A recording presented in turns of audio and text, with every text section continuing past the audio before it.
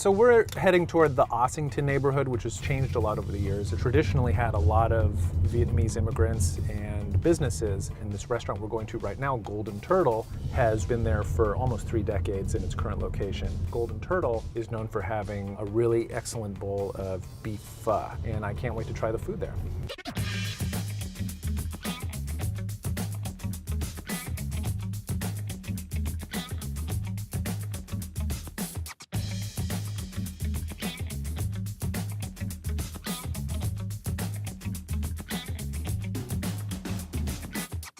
You said this was the first pho restaurant? The first one, the owner.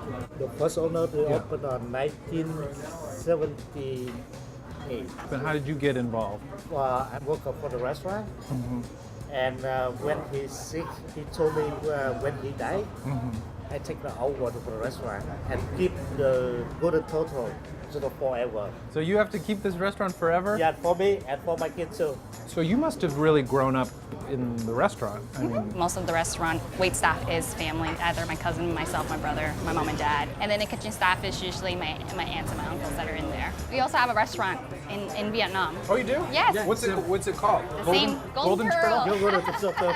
There's meaning to the name. Yeah, so the Golden Turtle story origin is actually an actual true story. We used to have kings and queens in Vietnam. The king was fighting for a war and he accidentally dropped his sword in the water, but it landed on the turtle's back, and the turtle's back is yellow in color. And as the turtle was rising, he was able to capture his sword back and won a war in Vietnam. On the picture of our front menu, there's the little house. That's where the Golden Turtle reside, and that's where it passed away. Did the recipes come from the original owner? So the first recipe, yes, was from the original owner. Before, we were just strictly making the stock out of beef and chicken bones, and then we had to add sugar and salt. But now, the sea cucumbers that we use in our broth now can be imported and used. And these are these items that we want to use into our broth because it reduces the amount of other ingredients that we need to use. So less sugar, less salt, which is, it's great because a lot of our customers now are growing into different sort of allergies or restrictions, and we want to be able to accommodate that for them.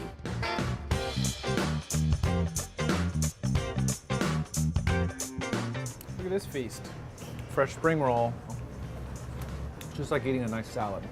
Basil and lettuce. Vermicelli noodle shrimp all wrapped in this paper-thin rice paper. This is so much better than like a deep-fried spring roll. I just ordered this because I thought it kind of seemed fun. It's chicken wrapped around a piece of sugar cane. It's like a chicken meatball. Some of the sweetness of the sugar cane is imparted into the meat. Now this is what we've been waiting for. This is the beef pho with beef and beef tendon.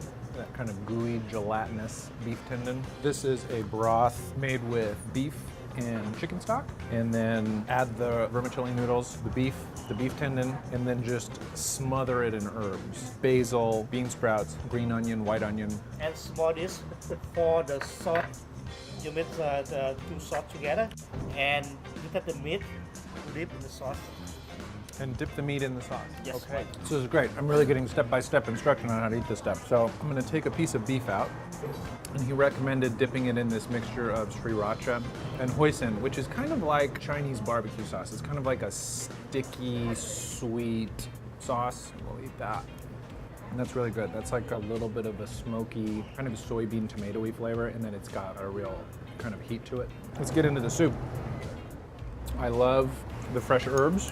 I love the onions and the bean sprouts and the basil. So what's nice about this, it would seem a little counterintuitive, right? You live in a hot country and that you'd want to get up and have a hot bowl of beef soup first thing in the morning. The thing is though, it really works. You're eating something that's kind of like your body temperature. You're eating something that sort of matches the temperature around you. It's very light. It's not greasy. It's very filling without being heavy at all. This is kind of like an ideal thing to eat during the day. The next step you want to try it. What do I want to do? Yeah, two sauces together your soup. Oh, you want me to put it in the soup? Yes. We've got a little hoisin, a little sriracha. It's gonna make this soup a nice murky color. The sweetness sort of enhances the other saltier flavors within the soup, so it sort of acts as a counterbalance. Let's go on to the bowl, a vermicelli bowl. Spring roll comes first, so that goes into the fish sauce which we've mixed with the chili. Fish sauce, if you haven't had it, it is a very fishy, funky, light, sweet tasting sauce. It's a little bit of an acquired taste. If you don't love fish, you might not like it, but it's really good. I'm gonna pour it now. And then I'm gonna mix up this huge bowl of rice noodle, grilled chicken, shrimp, peanut, pickled carrot, cucumber, lettuce, cilantro. It is like a delicious Vietnamese salad. It's really complete feeling. Vietnamese cuisine is also based on like balance, different flavors, balancing different cultures. It really comes through in the cuisine because, you know, you've got this starchy rice noodle base, piece of grilled meat from the land.